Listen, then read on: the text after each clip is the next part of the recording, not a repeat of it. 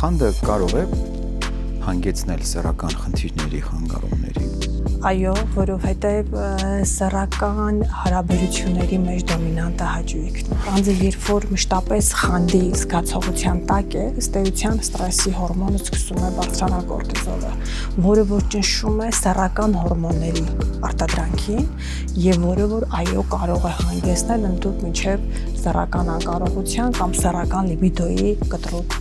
նվազմանն ու կամ անհետացմանը։ Ստուգիչ հարցեր, կասկածելի ակնարկներ, որոնք